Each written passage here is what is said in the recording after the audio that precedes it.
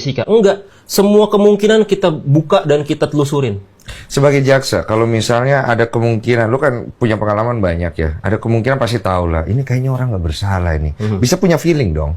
Iya. Bisa punya feeling dong. Bisa. Dan maksudnya ketika Mas Andi terima kasus ini, kan nggak ada masalah dong harusnya sama Jessica. Bukan poinnya gua ada dendam atau urusan pribadi, itu kan nggak ada kan? Netral. Netral kan? Kita membaca bukti dan berkas perkara. Apa yang disajikan, ada kejanggalan kita telusuri. Betul. Ada kekurangan kita minta penuhi. Itu kita telusuri semua. Nah, waktu akhirnya memeriksa kasus perkara daripada Jessica sebagai seorang jaksa, kan pasti runut ya kan? Iya. Cari. Makin kesini makin yakin bahwa ini orang kemungkinan bersalah, atau makin kesini makin nggak yakin? Makin sangat yakin.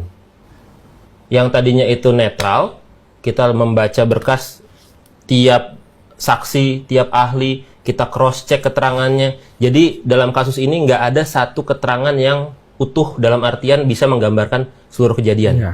Jadi harus dikaitkan satu sama lain. Dan itu membutuhkan tenaga dan waktu yang luar biasa.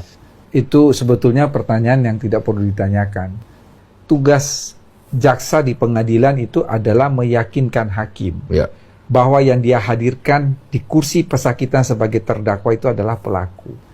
Kalau jaksa nggak yakin, gimana dia bisa meyakinkan hakim? Betul, tapi Jadi kan pasti dia sudah yakin. sebagai manusia kan kita tidak bisa melepaskan Iya. sisi kemanusiaan kita, Pak. Oke. Jadi maksudnya gini, orang kan sekarang akhirnya melihat dari sisi kemanusiaan terhadap Iya. kondisi Jessica. Iya. Itu juga kita tidak bisa salahkan. As a human kita boleh berempati. Betul. Tidak fair kalau dia tidak bersalah, kita masukkan Betul, dia ke dalam betul, penjara gitu. betul. Itu kita harus sama-sama bisa menerima itu. Tapi kita lihat dulu konteksnya sejauh mana.